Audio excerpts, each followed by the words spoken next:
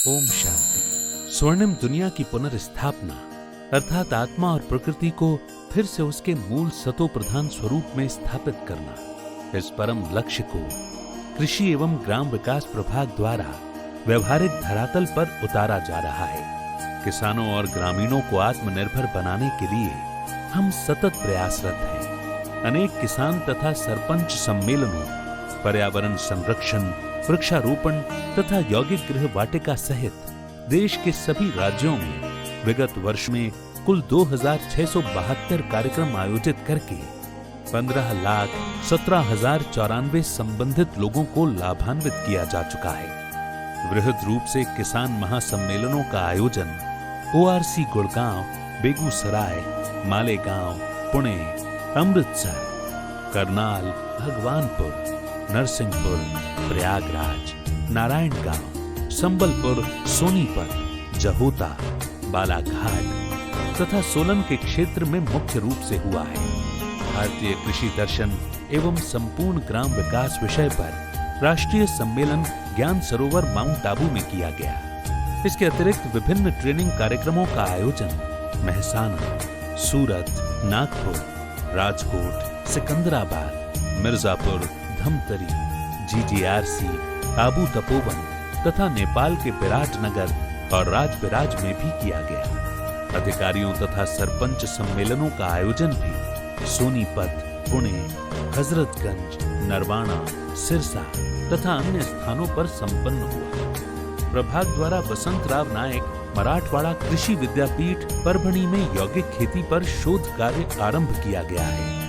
University of agriculture sciences Bengaluru में शाश्वत यौगिक खेती का 5 स्तरीय मॉडल बनाया गया तथा कोंकण कृषि विद्यापीठ दापोली, चंद्रशेखर आजाद कृषि एवं प्रौद्योगिकी विश्वविद्यालय कानपुर में विभिन्न कृषि कार्यक्रमों का आयोजन किया गया।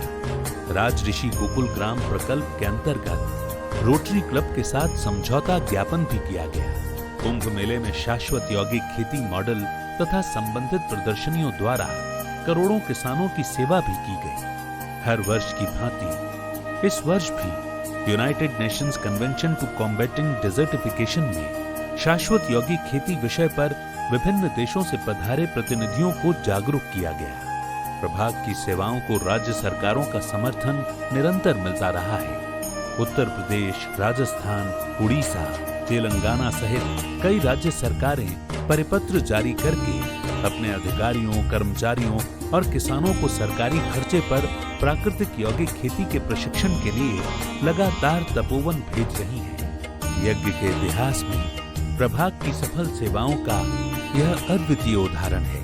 प्रभाग की एक अद्भुत उपलब्धि ये भी रही कि आरोग्य वन की ऐसी भूमि जिसे वैज्ञानिक परीक्षणों में आलू की खेती के अयोग्य बताया गया था, उस भूमि में प्रभाग ने प्राकृतिक यौगिक खेती के द्वारा इस वर्ष रिकॉर्ड 200 टन से अधिक विष मुक्त आलू का उत्पादन करके यज्ञ में सब्जी के लिए उपलब्ध कराया है। समय की मांग को देखते हुए प्रभाग ने आगामी वर्ष में गांधी जी के ग्राम स्वराज के सपनों को साकार करने के लिए सनातन कृषि संस्कृति को आधार बनाया है। सनातन कृषि संस्कृति द्वारा ग्राम स्वराज विषय पर पूरे देश में 100 किसान सम्मेलन आयोजित करने का लक्ष्य रखा गया है।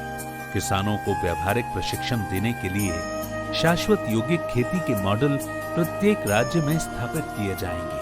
पर्यावरण और जीवाणुओं की रक्षा के लिए उत्तर प्रदेश, पंजाब और हरियाणा में पराली न जलाने के लिए किसानों में जन जागृति लाई जाएगी। एक पेड़ मां के नाम विषय पर वृक्षारोपण का अभियान भी चलाया जाएगा।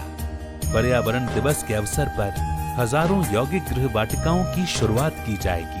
राजऋषि गोकुल ग्राम प्रकल्प के अंतर्गत प्रत्येक राज्य में कम से कम एक आदर्श गांव की स्थापना का लक्ष्य रखा गया है। महाराष्ट्र के डॉक्टर बाला साहेब सावंत कोंकण कृषि विद्यापीठ से यौगिक खेती पर शोध के लिए प्रभाग द्वारा MOU किया जाएगा। इस वर्ष वसंतराव नायक मराठवाड़ा कृषि विद्यापीठ परभणी में यौगिक कृषि के 5 स्तरीय खेती मॉडल आदर्श वाटिका की स्थापना भी की जाएगी। आध्यात्मिकता द्वारा ग्राम स्वराज्य के विषय पर सरपंच सम्मेलन तथा अधिकारियों के स्नेह मिलन कार्यक्रमों का आयोजन किया जाएगा। प्रभाग द्वारा राष्ट्रीय किसान दिवस तथा विश्व पर्यावरण दिवस पर हजारों कार्यक्रमों के आयोजन का लक्ष्य रखा गया है। टीचर्स ट्रेनिंग कार्यक्रम मेहसाना, इंदौर, हैदराबाद, उन्नाव तथा अन्य स्थानों पर भी किया जाएगा।